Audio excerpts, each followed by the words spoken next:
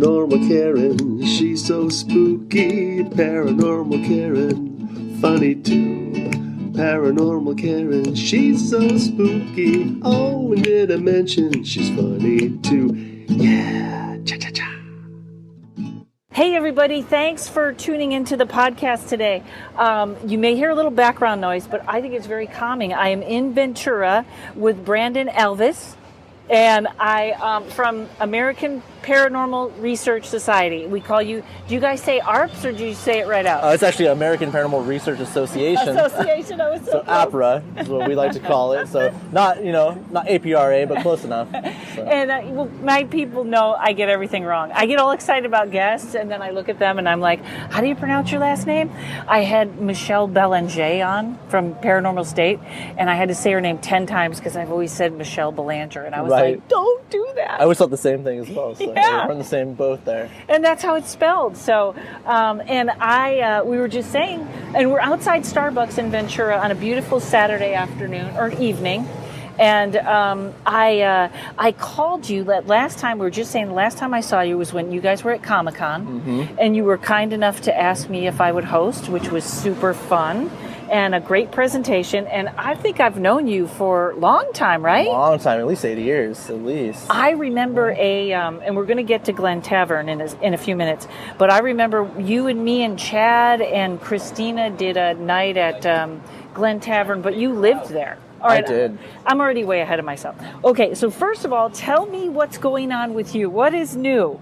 You know, I've been really busy with a lot of different projects. Recently, I've been working on a feature documentary that's going to be coming out hopefully here at the end of this year, early 2019. So that's very exciting. Nice. I did a web series called Ephemera not too long ago that was nominated for 2 awards at the Vancouver Web Fest. Nice. So, just keeping the history alive, just trying to relay events that aren't commonly known to the public and just hoping people remember history and that those events don't repeat themselves. And when you, where can they find, first of all, your documentary is coming out at the end of the year. Can you tell us a little bit about that? I can, yeah. Actually, it's probably the first time I've talked about it publicly, but it's about a desecrated cemetery that in the 1960s, the city of San Buenaventura ripped out 3,000 headstones and threw them down a canyon, which is federally illegal, but it's a park which was formerly a cemetery. Sounds very poltergeist. I was just going to say, they didn't see the movie? I know, right? Exactly. So in 1964, the city of Ventura ripped out 3,000 headstones, threw them down the end of Hall Canyon, and left the bodies there, and is now a dog park, which is very interesting. But to this day, it's a very hot topic issue here in the city of Ventura, as well as throughout the country. So it's a very kind of historical, political, controversial subject that we'll be putting out here at the end of this year, hopefully early 2019. And hopefully we'll let people know about the preservation of historical places and the preservation of pioneer cemeteries. Wow, and you let me know, and I'll make sure that all my listeners know when it's out. And also the series, the web series. Tell us where can we find it? Yeah, Ephemera. It's you can find it at ephemera.show. You're going to have to spell ephemera. Yeah. Although my listeners are way smarter than me, I need everything spelled. Right. ephemera.show.com. And you can find it there. You can find it on Facebook. You can find it on YouTube. Anywhere. And that's about? It's a historical web series about events that are not known to the public. One episode was about a mine disaster in 1922 that happened in Jackson, California, which is known as the California's worst gold mining disaster. And another one was about a man that was killed by a grizzly bear at the top of Grapevine Mountain in Tejon, California, and it's still an unknown event to this day. So wow, that just a bear, is that not bear country, or is it just? It was at that time. The California grizzly is now extinct, but at that time, they say a man was killed by a grizzly bear. The only reason we know that is because there was a epitaph written in a oak tree. Now, is that epitaph known to be what actually happened? We're not quite sure, so that episode looks a little bit deeper into that whole scenario. So that's interesting. So is it a legend, or is it a tale, or is it interesting? Exactly. Fabulous. Wow. All right. So everybody, we're going to check those out. I'm going to check those out. And like I said, at the end of the year, tell me when your documentary's out, and I'd love to. Absolutely. We'll get hooked up and have everybody see it, and I think we're being invaded by a motorcycle gang. It is Ventura. So. That's okay. This is California, people. Here we go. All right. And it's just beautiful. I can't believe how beautiful it is this month. Okay, so where to even begin with you? Okay, so everyone remembers the episode I did on ghost ships. I did legends, and I kind of was saying how I enjoy on the Star of India. I enjoy investigating the Star of India, but it's very loud and it's very trafficked and it's a very hard place to do it. Now, the Queen Mary, you have, it's probably one of the best pieces of evidence I've seen ever, but I sent everybody to the YouTube page before, but they can get it through the site, right? Absolutely. And that is APRA, paranormal.com. APRA paranormal.com. Yes. And this is the legend of Jackie in the pool, the little girl that's in the pool. Now, how did this, she drowned in the pool. I'm not sure even the whole story behind her ghost. Well, the story of Jackie is a legend. There is absolutely no documentation to support that a young girl around the age of 8 years old is what they say, which comes from Peter James. Everyone knows the famous psychic Peter James. Sightings. He always mentioned that there was a young girl that drowned in what he said was the second-class pool, which is now in the theater area, which is over at the end of the ship where the propeller is. Okay. There's a theater there at the end of the ship. I always get mixed up the bow or the stern. I always get those two mixed up. I think it may be the bow of the ship, if you will. Yeah. But that is where he said that you can fool me with either one. Right, exactly. I'll fool myself as well right now. But they say that's where she drowned. But for some reason, she haunts the first-class pool because of how beautiful the first-class pool is. And she comes there to visit it and to, reminisce about her life or whatnot, is what Peter James always said. Now, even a young girl drowning in the second-class pool, there's no documentation to support that. But over the years, since the early 1990s, late 1980s, there have been people that said they've encountered a young girl in the first-class pool, either visually or audibly. It's been documented many times by Peter James, Bob Davis, which I'm sure you're familiar with Bob Davis. Yeah, Bob has written books about it. Absolutely. Brian Clune, Planet Paranormal. But over the years, people have encountered this young girl. Now, in 2008, during the winter, myself, another APRA investigator, and a security guard, back in the times where you can get down into the ship. It gets a little hairy now. Absolutely. There was a time where you can tip, a security guard a $20 bill and they would take you down there. Those days are long gone. Yeah. We went down there in 2008 and I was teaching a new APRA member how to conduct an EMF sweep when we collected this image we're speaking about now, which is to this day known as one of the best pieces of apparition footage collected. We've had it tested by multiple video engineers, scientists, people of logical minds that have yet to give us a logical explanation to what it is. I can't tell you what it is. I can tell you that it looks like a little girl. It's exactly what it looks like. And many people, no matter who we show it to, how many of conventions, lectures we give, we show it, we don't explain what it is, and everyone always has a common consensus that it is a little girl. So is that what it is? We're not sure. Can we tell you it's a ghost? We can't say so, but we can tell you that it's an unexplained piece of footage that no one to this day can explain. And since then, no one has been able to contact this little girl, visually at least. She's been recorded many times audibly.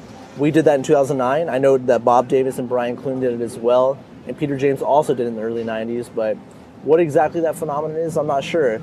Is it possibly a thought form manifestation? All these years of people going into this first-class pool and, putting out this energy to say, hey, there's a little girl here, she's haunting this pool. Is it all this collective energy that creates this manifestation? Who knows? Do you know if there's any reports of people, not investigators, just people going in that see her? Yeah. Any accidents is how I want to put it. Yeah. I've heard that many times. I know Rob Ledarsky, he's written multiple books as well about the first-class pool and the Queen Mary. And he actually wrote an entire book about the first-class pool. And he mentions that there are a lot of eyewitness accounts of just tourists going into the first-class pool. Apparently there's a problem across the street. We'll wait here. This guy's very upset, apparently. Maybe he's looking for Jackie. That's usually me. And I actually had to bring my horn in to get it fixed. And I go, oh, hey. Hey. Who is he yelling at? I don't know. Looks like some guy. But as we were saying here. And as my listeners know, I don't cut anything out. Oh, he's yelling at his young teen girl to get in the car. All right. That makes a lot of sense now. Yeah, exactly. As I was saying, Rob Ledarsky wrote an entire book about the first class spool. And he went through and spoke to many people over a span of, I think, at least 10 years. Yeah. That were just tourists that went into the first class spool for their standard historical tour that have all had very similar experiences with Jackie. Did a fly just... No, it's a bee. Oh, whoa. Wow, get it going, bee. I'm not okay with this. I don't want to fling him on you. Where'd he go? I know. What the hell, bee? Get out of here. No bees on my podcast. There he goes. Oh, he's on your leg. Should we kill it or just... No, he can make his way out. Is he gonna? I'm an animal rights person, but I'm not okay with this. This is a very slow bee. This is an old bee. I'll wait for these people to walk by and I'll just kind of like get it out. You know what else? Here we go. We'll use this. There we go. There it is. My God. You know, this Humanely got rid of that bee. We did. You know, this has been my life the last... Like this year, 2018 has been like, I can't even tell you. Finally made the new CD, got it printed. They screwed up all of them. Wouldn't take a bet. And now I got a B. Okay, maybe this is Jackie. Welcome to 2018. 2018. It's but I'm not editing.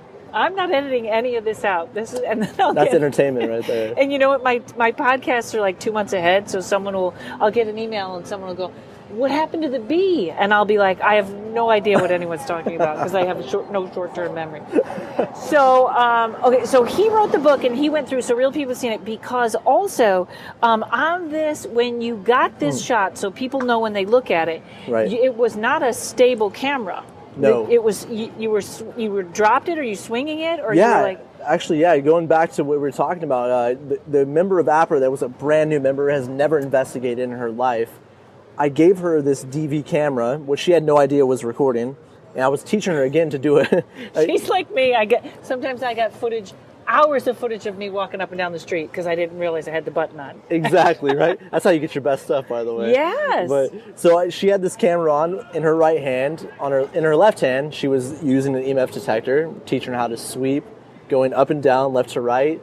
And during this whole period of time, she had no idea this camera was on, so she was just wildly swinging it around, you know? Had no idea it was on, so it was just kind of a incoherent situation. Now, an odd question, is she still with the group? No longer. And the bus is picking up. Well, that's interesting, because I kind of like that. She comes in, gets the best piece of evidence ever, and then goes, "I'm leaving at the top. Exactly. I'm all done here." Actually, that piece of data actually freaked her out enough to leave the organization. Really? Yeah. Well, it is horror movie-esque, I should say. But, you know, it also leans to the question of, you know, if let's assume this is a real ghost or real entity, she may be shy, and she didn't know the camera was on. Sure. You know what I mean? The way she looks around the corner. And also, one of the things I don't know if when I heard you guys say this, is it's a green-eyed camera, and the eyes do not turn green. So it's it's definitely not a human, how would you explain that, a physical form or presence? Sure. I was giving a lecture at the Heritage Junction Park in Santa Clarita, California years ago. This is probably like 2010, probably about 8 years ago. And I was showing this piece of footage, and a medical doctor from Cal State Fullerton approached me at the end of the lecture, and he told me that piece of footage is very significant to him because the human eye reacts to infrared light in two ways, the pupil and the cornea. In that particular piece of footage, it reacts in one way, the pupil. And the only way that the pupil can react to that particular light in that manner is by the human body being deceased. Yes, that the pupils dilate in the dark to an extent. They get bigger than they normally are in light. But he said that particular piece of footage is beyond dilated, you know, beyond a human person's reaction to infrared light. You know, this is why I love you guys too, and I got to get Matt on this, and anyone else. I know you and Matt pretty well. I think actually we all went to I know Matt did, Virginia City. But that, like, literally, that's how good you guys are. That's who's at your lectures, because you guys really, I always tell people, I'm a believer. I'm in. I don't care. You got elves in your cabinets, I'm in. But you guys go out of the way to make sure it's presentable to skeptics and scientific folks along. So that's terrific. And anything else with that? Like, has anybody else come forward? Like, I've never even heard anyone try to describe it as a fake. You know, we've had a lot of people try and dispute it over the years. A lot of people that broke it down with different filters and trying to put it through various programs to try and see if there was a manipulation from frame to frame. And no one's yet be able to do that. And we've been asked many times, they said, you know, this is a fake. And they said, this looks like a horror movie, just like you mentioned. I said, if I was able to create such an image in 2008, I would be working for James Blumhouse, Cameron, yeah. James Cameron. I would be in the Insidious films. I would be making Annabelle. I would be making all these films if I was able to create such an image, right? Yeah. But yet, to this day, no one can really figure out what exactly it is. We've been hoping to hear what that is. You know what I mean? But again, Dr. Harry Clore is a person we've worked with for a number of years now. He's the only person in history to receive 2 PhDs simultaneously. He's been part of APRA for a number of years. And that image is one of the things that brought him on board. So he sent it to a bunch of people he knows. And along with the internet, I mean, everyone knows that there's many critics out on the internet. Oh, yeah. So. And half of them aren't even in the business. You know Exactly. what I mean? Like, I do a crazy amount of research on some of the ones that I do myself. And Right. the comments, well, they're just ridiculous anyways. They're just crazy. Yeah. I don't know what people are talking about half the time. So that, wonderful. That's wonderful. And again, people can check that out at your website. We're going to give it back at the end again. Now, so I don't even know if I want to start with the Murder House or Glen Tavern. Do you have a preference? Let's start with the Glen Tavern. That was probably the most recent experience. So, Which is one of my favorite, and you don't live there anymore, right? Not anymore. No, actually, the last member of APRA just moved out. Wow. Which is Michael Rudy. You've met Michael before. Yes. He just moved out about a year ago, I think. It's been about a year now. So not only myself, Michael Rudy, but JJ Seacott, who is our audio specialist, tech specialist. He lived there for 5 years. Wow. And he's the one that brought us in, but he moved out years ago. But I lived there for 2.5 years. I lived in the former maintenance quarters where a man hung himself about 4 years ago in the closet. 4 years ago. Wait a minute. Okay, well, let's do this first too. There's some great music too. Yeah, but it's on him. He thinks he's a car. It's a backpack. It's a backpack with. Oh, he's got his. I see. That's his. What that? Oh, and he's singing along. That's his. Who do I speak to every day? Alexa. That's my only conversation I have all day is Alexa. So Glen Tavern is up in Santa Paula. Santa Paula. Yeah. And I have been up there many times, and I like the people that own it are very ghost hunter friendly. Absolutely, yeah. And I've even called before and asked, and they kind of said, you know, because comedian, I don't have a job, and he kind of said, when school's in and they're empty, you come in on a Monday. They really help. You know, you may have that third floor all to yourself. Absolutely. And it was actually, it was when, I can't remember. How old is it? 1911. 1911. Was when it was built, yeah. And they had, it was the train station used to stop there. It was a speakeasy at one point, right? It has all these different sort of colors to it. Right. And I'll let you tell, because you really know the history. history. You know, the story of the Glen Tavern is a very strange one, and my take on it's a lot different than what you would hear from anyone that's written a book about it or visited on numerous occasions. Those legends associated with the speakeasy and the third floor are complete bullshit. I don't know if I can cuss on this podcast. Have at it. Fuck yeah. Damn right. Okay.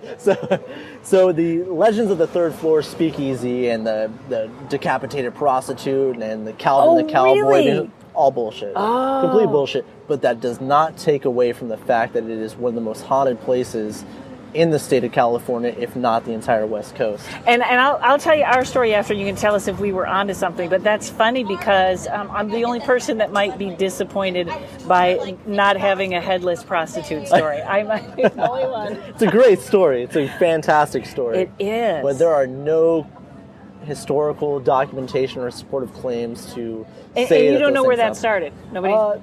I think it was started by previous owners. I think that I think people needed to bring in tourism, which to this day, that tourism is rampant, which is great. I mean, it's a beautiful historical place that needs to, stand and needs to be there for what it is. But those stories and those claims are not substantial.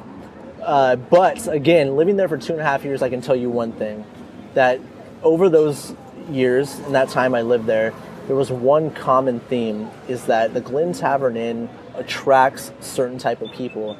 And there are people that live at the Glen Tavern Inn. A lot of people don't know that. People that go there to ghost hunt, or people that go there to stay, on a pass-through or a weekend, don't understand that there are employees that live there. There are people that rent apartments on site. But this place attracts certain type of people that have rough periods of time in their life. And it's one of those places that is a make or break situation. In my time there, I saw 2 people pass away. Really? Pass away or suicide? One was a suicide, the other one was an accidental overdose. See, now, and the, oh my God. So the room across from the prostitute, we had, through Spirit Box, and there was a medium there, we had, what is that, 301, 302?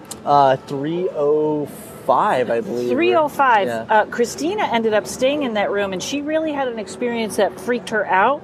But our gatherings from what we were doing was that someone died there of an overdose, an awful guy, awful, and he did not want to cross over because I believe that he murdered someone, and he didn't want to go over. He was afraid that they were waiting for him on the other side. Right. Does that go with that story? There's been multiple people there that have passed away of overdose. Yeah, there's been a lot of that. It's the coke and heroin machine downstairs. They got to get rid of that. They really do. As long as as well as a cigarette machine next to it. Those things, bad combination. but no, it's a common phenomena there, and I don't mean phenomena by a supernatural phenomena, but as far as this building attracts people, and it attracts people that this is a weird side note on the story, but when I first moved there, I was told that this building is going to make or break you. Really? And when I first moved there, I wasn't going through the best time in my life. I was kind of rock bottom, which makes it even more interesting in retrospect. But I moved in, I got everything I needed to done, and it propelled me. Wow, my career shot up. And I think that should be their motto. This place will make or break you. Exactly. Last Chance Hotel is what they call it. So. Yeah, interesting. But yeah. And so quite a few, and someone hung themselves that 4 years ago. I think people kill themselves in hotels all the time. It happens frequently, but this wasn't someone that stayed at the hotel. This was a resident, someone that lived there. Now this is where it gets even more interesting. I know that a lot of people that associated with the hotel wouldn't like me talking about this, but I won't use names. So no one listens I think it'll be fine, right? Podcast. So there was a gentleman, I won't use his name, but he was a Vietnam War vet, had a severe PTSD, which many people that are involved in those situations do. Was a lifelong alcoholic, sober for a number of years, moves into this building, starts to drink, becomes very depressed and hangs himself in the closet, which was a closet that I had for 2.5 years and lived in that same apartment. Good friend of mine that lived there for about 4 years, about the same period of time this gentleman did, was a lifelong alcoholic, was sober when he moved in, starts drinking again, and he hung himself. Strange coincidence. Yeah. Is it a coincidence? That's the question. See, I think. I'm very much of the school of things can get attached and influence, and if you're open or if you're already on that rocky ground, some things really can get a hold of you. I know the old thinking was some girl overdoses and she's out of her body and she sort of doesn't realize she's dead, and she sees the police officer that's where help is. She attaches herself to the police. I think it's darker, something darker there. Yeah. But I do think people do not realize how much they can be influenced by environment, home hauntings, where they have to take care of their own aura. But now, absolutely. So that's kind of a thing there. It is, and not only that. Here's this is what made me move, and a lot of people don't know this. I've not talked about this publicly a lot, and I think it's been enough time has passed that I think I should talk about it. I lived in this former maintenance apartment where this gentleman hung himself years prior. I was sleeping. I had a breezeway just outside my door. It was about 3 a.m., 3:30, 4 a.m. Around that time. I heard heavy boot steps outside on the breezeway. I opened my door, and the door to the hotel was open, which is very uncommon. The front door? No, it's a side door. It's an offshoot attachment to the side of the Glen Tavern. Oh, okay. Which was just two apartments above it, attached to the second floor. And I walk in, and it's blocked off with the crime scene. And for some strange reason, I walked all the way up, and no one stopped me, which is strange. And wow. One of the employees' significant others was dead. Wow. In the middle of the walkway on the second floor, and she was deceased from a heroin overdose. Jeez. Very unfortunate. But again, these are things that you read about associated with haunted places. I read about these things associated with that particular building. You don't really think about it being real until you see it. Right. But again, these are things that I guess that repeat themselves at this building, the Glen Tavern Inn. You hear about these stories that are, really bigger than life stories of Calvin the Cowboy being shot to death in a poker game, a prostitute being decapitated, a speakeasy on the third floor, but yet there's a common core of that building that has a phenomenon that's unlike anywhere else I've ever been. Wow. That attributes to a place that's haunted, I'd say, Yeah, and we don't realize how common.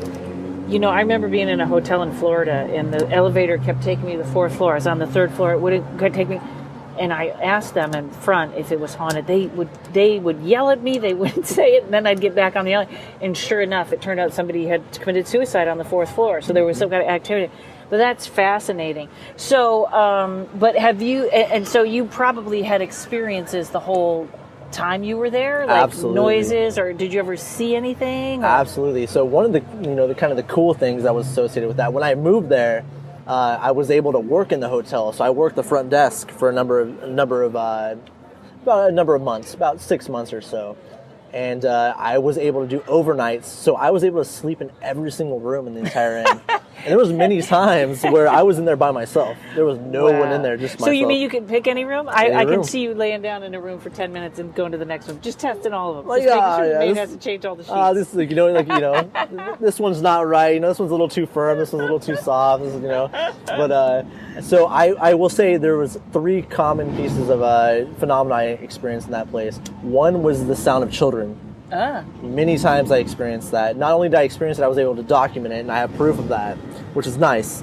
The second thing I experienced on many occasions was waking up to someone standing over my bed. Really? A feeling or a visual? No, I visually saw it. Wow. Just an outline. And sometimes you think, you're in mid-sleep, are you waking up and you're, kind of out of it, or you kind of in a dream state or whatever.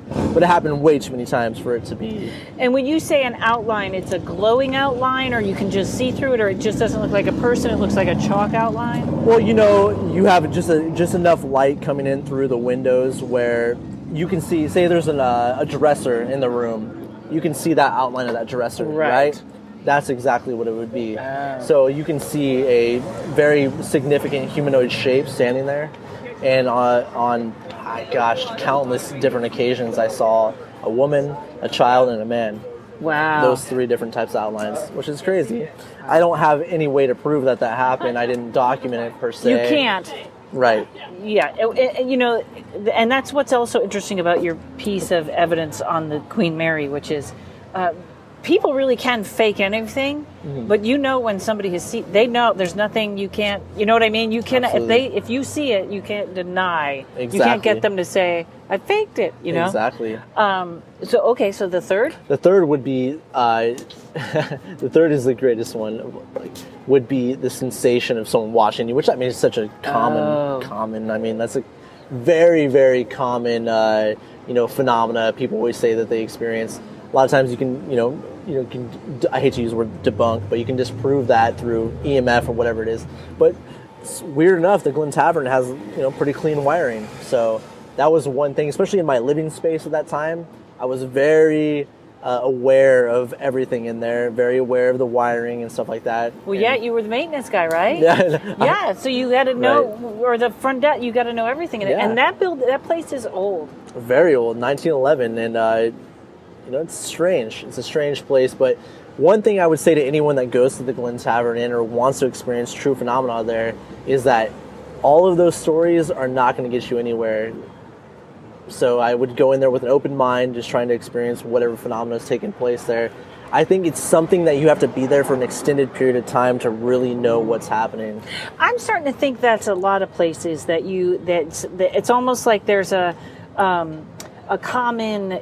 They have to have a commonality with you that they don't feel intimidated or like they have to tune out or something like that. Right.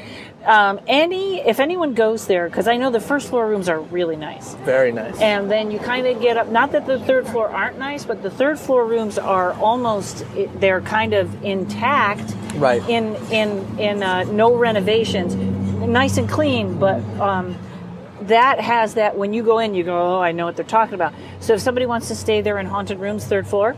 Third floor, I mean, the whole building. I mean, realistically, there's not one particular room that I would say that has more activity than the other. It's just kind of a chance kind of situation, luck of the draw, Wow. Not to say that the phenomena doesn't exist. Like I said, like this place, in my opinion, I've been to over 100 locations, and I've significantly researched over 100 locations, but this particular place has something going on there that I cannot explain, that is beyond my thought process, beyond anyone's thought process. But there's a significant phenomenon going on there. So if you're going to go stay at the Glen Tavern Inn, just go. What room you get? Yeah, stay a while. If you can, stay 3 days. If you can, stay 4. Yeah, and it's reasonably priced. Yeah, it's an interesting little area. If you want, nice quiet place to go and see your thing. Before we get to the murder house, which I'm fascinated with, I knew someone. I will tell you later who. Who claimed that Jackie wasn't a little girl, and she said that something that looked like a pterodactyl flew at her. Oh. So she thought it was something darker that was sort of portraying a child, which is not unheard of. I've heard that before, about that particular location, I've heard that, yeah. Yeah. So I just thought that was interesting. But now, and the murder house. Mm-hmm. Absolutely. The Villisca Axe Murder House, 1912. You stayed there alone. I did. Oh my God! What is all this alone? I only know one other friend that does that, and I'm all in, but I'm not staying alone. Yeah, it makes it more exciting. Does it change the chances of collecting activity? I don't think so. I think again it's more of a luck of the draw kind of thing. Like we were talking about familiarity. I think that the phenomena is going to present itself if it's comfortable enough to do so, if that makes sense. And we'll tell them the history of the house. Where is the house? It's in Villisca, Iowa. Yeah, Villisca, Iowa. Extremely small, I will say creepy town. I'll put it this way. When we first got into town, went there with APRA in 2009, and we went in, came in, parked, went to this little diner, and the first thing the woman says when she comes up, she goes, I saw your car up at that house. Oh! Yeah, that was a lot scarier than the house itself. I know those little towns. I remember once I was driving, I was doing all these one-nighters through Montana, and literally driving a woman alone, and I would stop, and I think Helena was still my favorite city ever, and then I'd be driving all the way across. I came to a place, I had to get gas. Literally, all the guys in front, full body, long underwear, nothing else, all the rifles stacked up, like you got to leave your rifle at the door if you're coming in to eat. no electricity inside, and it was like, oh my God. And you go, we're in this century. What's going on? It's terrifying. But so that's funny that's I can see that in a small town where they know everybody. There's a new car in town. They know. There's a Ford Focus coming to town. Exactly. And they know. That was a scary thing. But so again, 2009. We went in with the APRA. We set up for over a 24-hour period, had many devices running, a lot of control devices. One thing we like to use a lot, high-quality condenser microphones, HD night vision cameras, various other devices to try and document the building, just let it be. See, you guys have it all. And just for people that don't know, the murder house was, when were the murders? In 1912. It was such a significant event, it knocked off the sinking of the Titanic off the front pages of the newspapers. Think about that. 8 people murdered in their beds as they slept with an axe, 6 of which were children. Some of them were hit with the back of the axe or the front, so it wasn't like they couldn't get like, this is a serial killer that does one thing. He lived, and nobody woke up. Nobody. That's what they say. That's what they say. It was a very botched crime scene. They say that everyone that was killed in that murder was hit with the back of the axe, not the blunt side of the axe. Except the father was the mother. The mother. So he flipped it around. For the mom. And 2 neighbor kids were there. Right, Lena and Ina Stillinger. On that fateful night, and they went to church that night. They chose to stay, and they were all murdered with an axe. The blunt side, as we spoke about. They say that they were all asleep, but that's really hard to grasp in my mind. I'm with you on that because they almost. I heard something about and you. I heard you had said before. It's a tiny house, isn't it? Very small. Like extremely small. Weirdly small. Very, very small. Bang your head on the ceiling small. Yeah, right? I mean, you would definitely hear if there was even someone walking around, let alone someone's skull getting crushed with an axe. Yeah, and they, that kind of reminds me of the Lizzie. You been to Lizzie Borden? I have not been to Lizzie Borden. Lizzie Fall Borden, River. no hallways, room to room to room. The whole place, room to room to room. Very, very, very strange way to. Yeah, very strange. So, so you guys all went in with all the equipment. That's where I interrupted you. Went in, we set up all this equipment for a 24-hour period. We monitored the entire place. I mean, we're talking about an ungodly amount of data to go through, just way too much, monumental. But towards the end of the night, I went in by myself, and I stayed there, and we were lucky enough to document 2 significant pieces of data. One was the sound of young girls screaming. You played this for me. Yeah, you have heard this. And it's girls, right? It was 2 more young girls. It's yeah. And then another one would be a man screaming as well. So that would lend to the idea that they weren't asleep, at least a few of them. Oh, that's a residual that was what happened. Exactly. Well, I would hope so. I would hope it would be residual. It would be awful if it wasn't. But one thing that was talked about in some of the crime scene documentation was that Lena and Ina Stillinger, the 2 young girls you mentioned before, put up a struggle. And that they were actually awake for this whole situation. And that if that's the case, and if what we collected was legitimate, maybe that was that event, And some say it was a retaliation. Josiah B. Moore, who was the father of the household, had some dirty dealings, and maybe whoever this was came into whatever. Okay. So that other scream that we collected, if legitimate, maybe he was woken up after all this, or maybe he was held captive while all this happened, and he was meant to see it, so. But these pieces of data, yet again, were reviewed by multiple audio engineers, people of various professional industries that have yet to tell us what exactly it is. So. Wow. And so before we get to when you stayed alone, because there are tales with this place of people that go in and do become influenced by what's there. There's a great podcast I listen to called Haunted Places by Paracast, and they really do these stories. They present them as ghost stories, so they're fabulous listening. But they accounted, I think, 2 events of people that really lost time and really were not sure who they were when they came out. And I can't remember exactly, but I remember one was about some girls at graduation, or college girls or something, thought this would be fun, and they go and stay there, and then they start some I'm listening to this and I thought, this is actually an interesting way. I might do this the next time I go to a haunted place. Didn't work out for them. Probably better for me.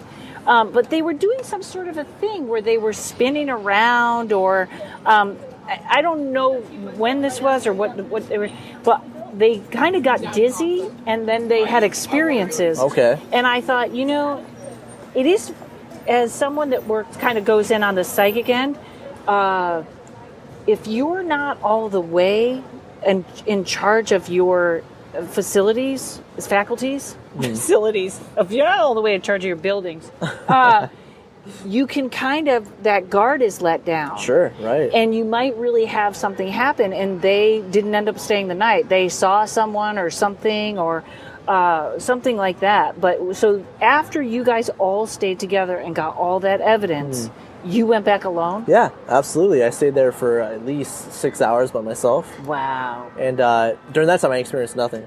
Oh. Which is great. But not to say, though, like, during the entire investigation, we didn't experience anything during the entire duration of over a 24-hour period. It was on the playback that we received these pieces of data we talked about. But it's a very quiet house. I mean, it's a very small house. It's a very quiet community. It was just a matter of what the devices picked up. I mean, that's it. Who owns that house now? Man, I'm not sure now. You know what? I think there was a man named Darwin Lynn that owned the house at the time. I think his wife still owns it. He passed away a number of years ago, but I think she's still in charge of that house. And that's another one that you can rent, and they're pretty ghost They are friendly. 100% ghost friendly. I don't think they get any business outside of the ghost tourism business. Oh, interesting. It's all about renting it for a nightly fee and all that good stuff. I don't think people do historical tours there because, I mean, the city itself is very against what's going on at the Villisca Axe Murder House. They don't want that piece of history associated with them, which, I mean, that's kind of crazy. I mean, it is what it is. What do you do? Yeah. You know what I mean? Yeah. It brings in people to your city. I mean, what else who's going to go to Villisca, Iowa for anything else? I mean, realistically. But it's all about the ghost tourism, which is a great thing. I mean, not only does it keep history alive in that way, but you're bringing tourism to the city of Villisca, Iowa. I don't even call it a city, a township, if you will. But that's basically what it is. I mean, people that go there don't want to hear the history of it. I think they've read it online. I think they want to kind of stay there and stick around and see if anything happens. So yeah, interesting. It's always amazing. That's why I have referred so many people to Glen Tavern, because you know what? If you have it, you don't have people tearing the place apart. Absolutely. It's a great thrill. I can't remember, there was some place I was just talking, and they were like, they don't talk about it, and I was like, oh, come on, they don't talk about it. Yeah, that happens a lot. Unfortunately, there's many buildings throughout this country that have an amazing history, that have a dark side to it. I mean, what doesn't have a dark side to it throughout anywhere? Who doesn't have a dark side to them? Exactly, right? I know I've murdered 7 people myself on a bad day. And that's what makes you who you are. Okay, before we go, oh, you're so interesting. Any other places that really stick out to you that you're like, this was one of the great experiences, or something like that? Oh man, I would have to say, once this loud motorcycle passes by. Here he comes. We are in motorcycle heaven. This is a beautiful place. Hog heaven. Skateboard. But yeah, one place, at least in the state of California, which I'm not sure if it's accessible at this time. It may be, but it's in Hanford, California, Central California, in between Bakersfield and Fresno. Oh, that just sounds awful. It is between terrifying. Bakersfield and Fresno, you could not go. Last time I checked, I think on the map it says no man's land. Yeah. Don't come here. But there is a prison there. It was called the Kings County Jail. Oh, that is a place for a prison. Exactly. It's all that. Bakersfield, Fresno, all prisons. Send them down there, let's rectify their behavior. But this place has a lot of activity, very significant history, and was a place that we investigated for an episode of Haunted Discoveries we did back in 2011. But a lot of activity, very beautiful place, a lot of history, a lot of activity. So I would definitely suggest that not only if you can't get in there, take a look at the history, check it out. It's worth a look. It's very unknown too, which is good, which is great. Wow, that's good. Well, not anymore. Now 3 of my listeners know. Perfect. Thanks so much. Let's give us the website again. APRAparanormal.com. All the information there. You can find me on social media, Brandon Alvis, BRANDON. Alvis. You got a documentary coming out soon. Check it out. So. And on everybody, on the description in iTunes and on Google Play, wherever you're listening, we'll have the website connected there, and also whatever else you want us to connect, whether it's the documentary or not. But I would love to come back when the documentary is done and out, and we'll do this again. Absolutely, sounds great. Thank you, Karen. Thanks so much. Thank you. Hey, everybody. Okay, so if you could leave me 5 stars, I would appreciate that. 4 stars, maybe. No, if you could leave me a review wherever you're listening, I would really appreciate that. ParanormalKaren@gmail.com, or my website is karenrontowski.com or paranormalkaren.com. You can become a sponsor of the show. You can book a tarot reading. You can see all my crazy shenanigans. And thanks to Mike at Uno Rising Media. Thanks, everybody. We'll see you next week.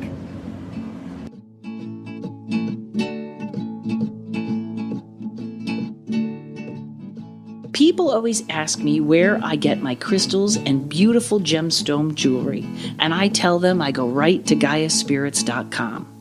Gaia Spirits Gift Shop has everything from crystals to singing bowls, and they also offer readings, Reiki, gift certificates, and home blessing services that fit everyone's budget.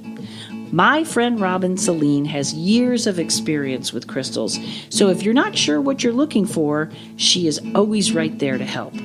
They even have crystal packages to help with house cleansings and getting rid of some of those pesky ghosts. I get so many compliments on my black tourmaline necklace Robin suggested for grounding, and so far I haven't floated away yet. As a special gift for my listeners, use coupon code ParanormalKaren and receive 10% off your first purchase. Again, use coupon code ParanormalKaren, all one word. GaiaSpirits.com, where I go for all my crystal and gemstone needs.